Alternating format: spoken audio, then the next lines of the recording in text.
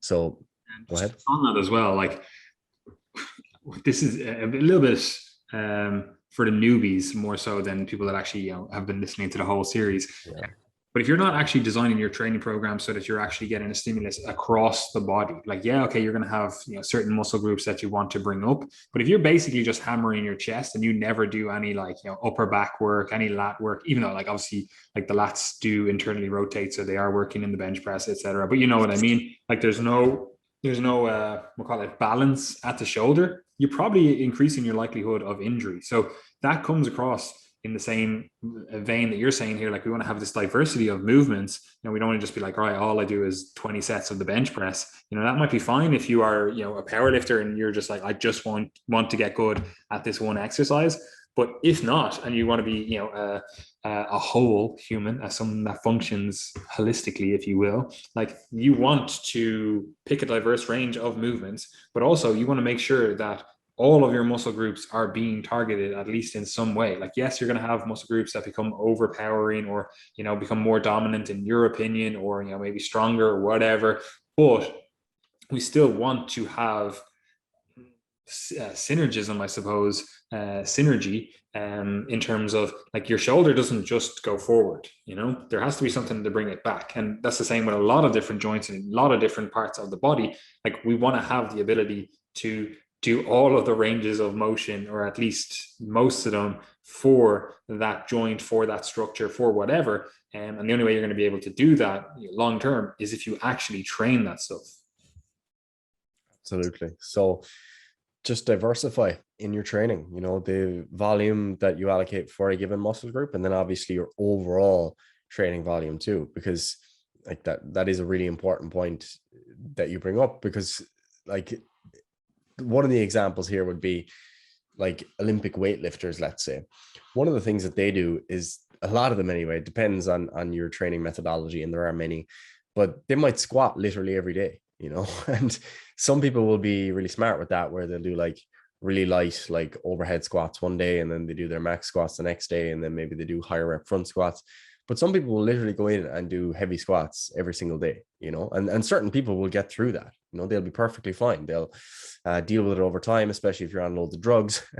But a lot of people won't. A lot of people will just crash and burn, and their knees will be aching every time they try to take the step, etc. And they'll keep showing up for their squat training. But they could be doing as much as, I don't know, 40, 50 sets of squats per week of some sort.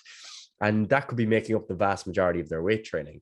And one of the assumptions that I guess we make in this conversation is that, and that's why you emphasized it, because it's important for newbies, is that you're training your shoulders, you're training your lats, you're training your upper back, you're training your glutes, you're training your hamstrings, you're training your quads, etc. Diversifying overall towards those muscles, or towards every muscle in the body, every joint in the body. That's going to give you time to recover as well between sessions, which is really important, because it's not just about within the session, it's also about between sessions. So, we can say that, all right, doing 8 to 10 sets for chest is fine, but if you do that every single day, mightn't be so good. Okay. So yeah, that's volume. The next thing that's kind of related, it's, you can't discuss one without the other really, is intensity. And that's both in terms of the proximity to failure. So that's what people often mean when they say intensity, because they're saying, God, that was an intense set. And what they mean is they worked really hard and they went close to failure, or to failure, or in some cases beyond failure. So that's the first part of intensity. The second part then is how much weight you're actually lifting. Okay. So are you doing 300 kilo squat, or are you for one rep, or are you doing 20 kg leg extension for 30 reps? Okay. There might be different levels of risk associated with those things. Now, in general, the higher the intensity with respect to both of those definitions of intensity, the higher risk of injury. Okay. Now, that doesn't mean that doing a program that has lower reps inherently exposes you to higher risk, because you could be doing lower reps, but you could have maybe less volume and you're doing less reps, but you're staying further from failure. Whereas someone else doing higher reps, they could be going to failure and doing way more volume and choosing exercises that don't really suit them. So they might be exposed to higher risk. So when it comes to choosing or designing a program here, let's say to reduce risk of injury or to overcome injury or pain that you've sustained, what you typically want to do again is diversify. Okay. So it comes back to what we just discussed.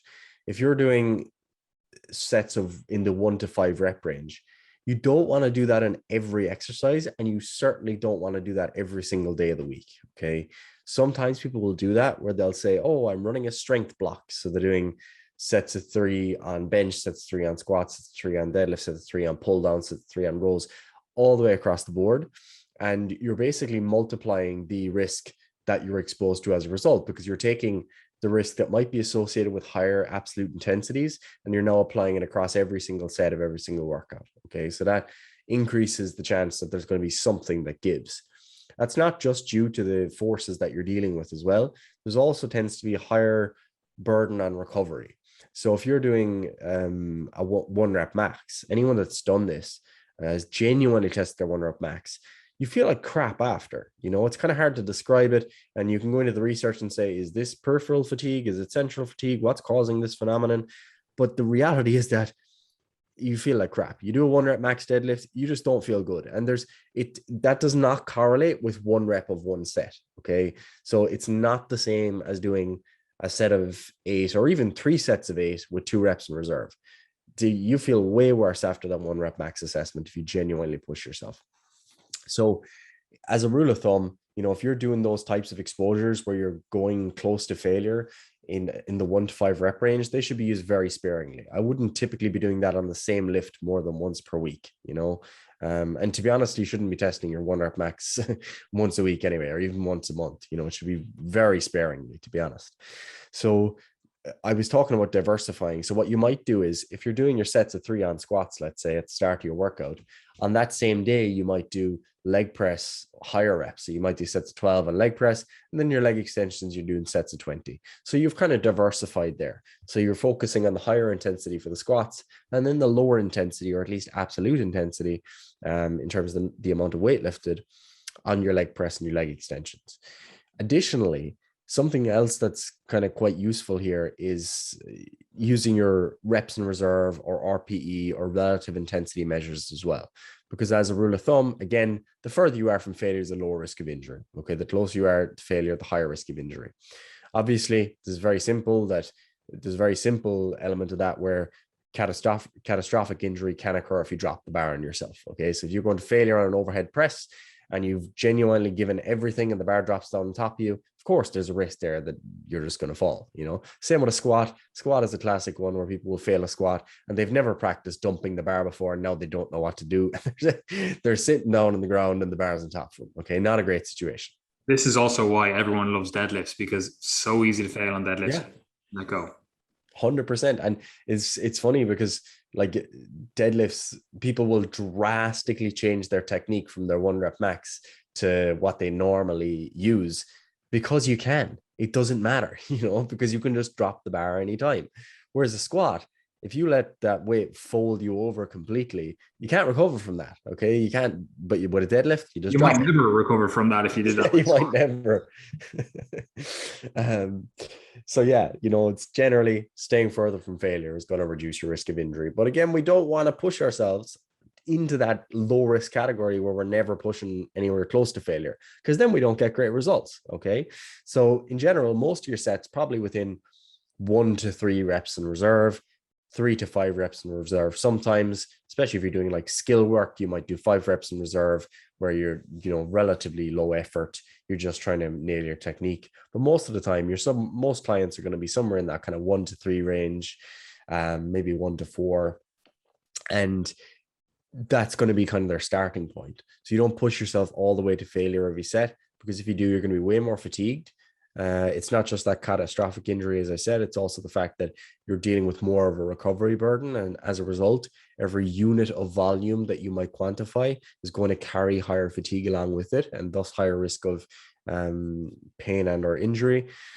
So intensity, it's something that's really important to consider. I'm not going to go through all the principles of applying intensity in your training, because we've discussed this in this whole series. But when it comes to not just reducing risk of injury, but also overcoming an injury, it actually becomes a really powerful tool now. Because one of the things I'll do most often is, if someone's, experiencing back pain, let's say, and they're unable to do heavy deadlifts, Very simple. We do lighter deadlifts and we do them further from failure, and we control our tempo and everything else that we discussed previously. So when you put all these things together, they can certainly be quite powerful in terms of reducing overall risk and helping you to overcome.